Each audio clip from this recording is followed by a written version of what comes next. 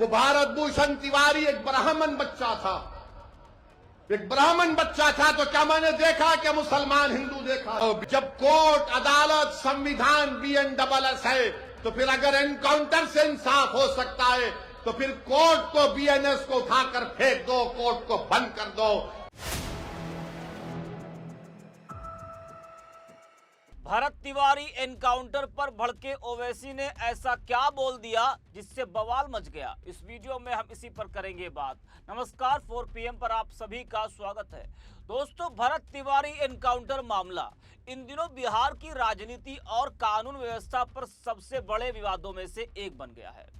इसकी वजह सिर्फ एनकाउंटर नहीं बल्कि इस पर उठ रहे सवाल और उसके बाद हुई कार्रवाई भी है। 17 जून को बिहार के भोजपुर जिले के शाहपुर थाना क्षेत्र के बिलौटी गांव में पुलिस और एसटीएफ की टीम भरत तिवारी को पकड़ने पहुंची थी। पुलिस का कहना है कि भरत तिवारी के पास हथियार था और उसे आत्मसमर्पण के लिए कहा गया था, लेकिन उसने पुलिस पर हथियार तान दिया। पुलिस के अनुसार जवाबी कार्रवाई में वह मारा गया। दूसरी ओर भरत तिवारी के परिवार और गांव के लोगों का आरोप है कि यह असली मुठभेड़ नहीं बल्कि फर्जी एनकाउंटर था। उनका कहना है कि भरत को जानबूझकर मार दिया गया और पुलिस का दावा सही नहीं है। कई वजहों से इस मामले में विवाद बढ़ गया। परिवार ने एनकाउंटर को फर्जी बताते हुए निष्पक्ष जांच की मांग की। गांव में विरोध प्रदर्शन और महापंचायत हुई। विपक्षी नेताओं ने सरकार और पुलिस पर कई सवाल खड़े किए। मामले की गंभीरता को देखते हुए बिहार सरकार ने न्यायिक जांच के आदेश दिए। मामले में नया मोड़ तब आया जब एनकाउंटर में शामिल कुछ पुलिस अधिकारियों और जवानों के खिलाफ FIR दर्ज की गई। यह शिकायत भरत तिवारी की मां की ओर से दी गई थी। भरत तिवारी के परिवार ने मामले की CBI जांच की मांग करते हुए सुप्रीम कोर्ट का दरवाजा खटखटाया था। हालांकि सुप्रीम कोर्ट ने इस याचिका पर सुनवाई से इनकार कर दिया। इसका मतलब यह नहीं कि एनकाउंटर को सही या गलत घोषित कर दिया गया है, केवल CBI जांच की मांग वाली याचिका स्वीकार नहीं की गई है। परिवार के पास अन्य कानूनी विकल्प अभी भी मौजूद है। यह मामला अब पूरी तरह राजनीतिक मुद्दा भी बन चुका है। विपक्ष इसे कानून व्यवस्था और कथित फर्जी एनकाउंटर का मामला बता रहा, जबकि सरकार और पुलिस का कहना है कि कार्रवाई आत्मरक्षा और कानून के दायरे में की गई है।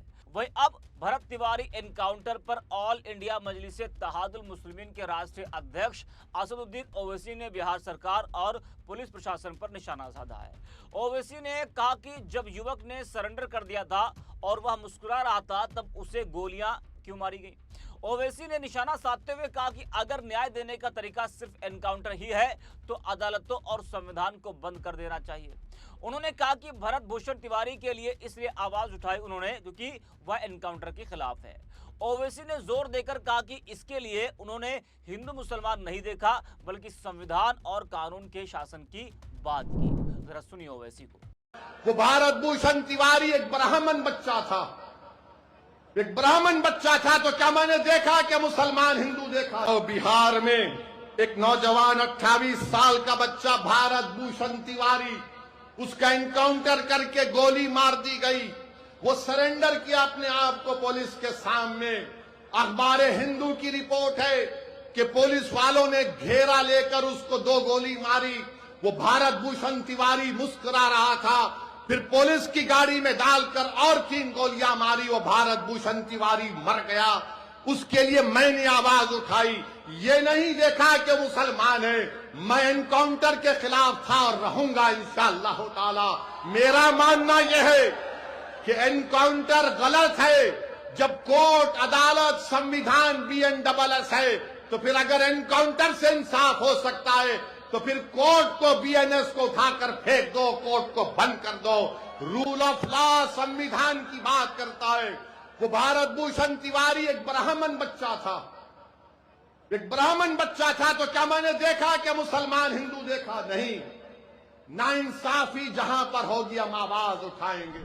तो सुना आपने। तो भरत तिवारी एनकाउंटर पर ओवैसी का यह तीखा बयान सामने आया है। ओवैसी ने इस पूरे मामले को लेकर बिहार सरकार और पुलिस की कार्रवाई पर गंभीर सवाल उठाए। वहीं सुप्रीम कोर्ट ने भरत तिवारी के एनकाउंटर की CBI जांच की मांग वाली जनहित याचिका पर सुनवाई करने से इनकार कर दिया। इसके साथ ही याचिकाकर्ता को हाईकोर्ट जाने के लिए कहा है। सुप्रीम कोर्ट ने याचिकाकर्ता से पूछा कि आप हाईकोर्ट क्यों नहीं गए? हाईकोर्ट इस मामले की मॉनिटरिंग कर सकता है। जानकारी के मुताबिक इस याचिका में एनकाउंटर मामले में सीबीआई जांच और दोषी पुलिसकर्मियों के खिलाफ एक्शन लेने की मांग की गई थी। भरत तिवारी के एनकाउंटर के बाद से परिजन लगातार न्याय की मांग कर रहे हैं।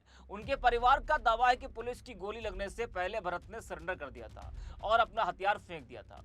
वही दोस्तों, भरत तिवारी के गांव बिलोटी में श्राद्ध कर्म के दौरान मां भोज का आयोजन किया गया। इस दौरान 15,000 लोगों ने प्रसाद भी ग्रहण किया। भरत तिवारी एनकाउंटर के बाद से उनके गांव में लोगों के आने जाने का सिलसिला लगातार जारी है। श्राद्ध कर्म में शामिल होने के लिए दूर दराज से लोग पहुंचे थे। भंडारे के आयोजन में पहुंचे लोगों को प्रसाद ग्रहण कराया गया। परिजनों ने 15,000 लोगों के खाने की व्यवस्था की थी। इस मौके पर भारी संख्या में ग्रामीण भी मौजूद थे। वहीं दोस्तों, इस पूरे मामले में घटना के दिन से ही कई सवाल खड़े हो रहे हैं। अगर पुलिस का दावा सही मान भी लिया जाए कि भरत तिवारी ने पुलिस पर गोली चलाने की कोशिश की थी, तब भी कई सवाल उठते हैं। क्या उसे जिंदा पकड़ने की पूरी कोशिश की गई? क्या ऐसी स्थिति नहीं थी कि उसे पैर में गोली मारकर हाफ एनकाउंटर कर या किसी दूसरे तरीके से पुलिस काबू कर लेती? आखिर एनकाउंटर ही आखिरी विकल्प क्यों बना? क्या पुलिस ने बल प्रयोग के सभी कम घातक विकल्प अपनाए थे? लोकतंत्र में पुलिस का उद्देश्य सिर्फ अपराधी को मारना नहीं है, बल्कि कानून के दायरे में उसे गिरफ्तार कर अदालत तक पहुंचाना भी होता है। अगर कोई आरोपी जिंदा पकड़ा जाता है तो उससे पूछताछ होती है, पूरे नेटवर्क का खुलासा हो सकता है और अदालत तय करती है कि वह दोषी है या फिर नहीं। इसलिए ऐसे मामले में यह सवाल उठना स्वाभाविक है कि क्या मौत के बजाय गिरफ्तारी संभव थी। यही वजह कि इस मामले में न्यायिक जांच की मांग उठी।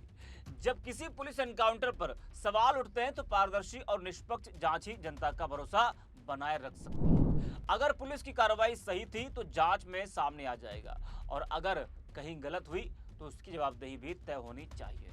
इस वीडियो में इतना ही। रिपोर्ट दिया।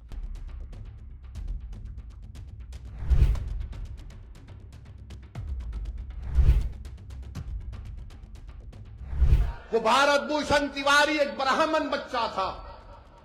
एक ब्राह्मण बच्चा था तो क्या मैंने देखा कि मुसलमान हिंदू देखा? जब कोर्ट, अदालत, संविधान BNSS है, तो फिर अगर एनकाउंटर से इंसाफ हो सकता है तो फिर कोर्ट को, BNS को उठाकर फेंक दो, कोर्ट को बंद कर दो।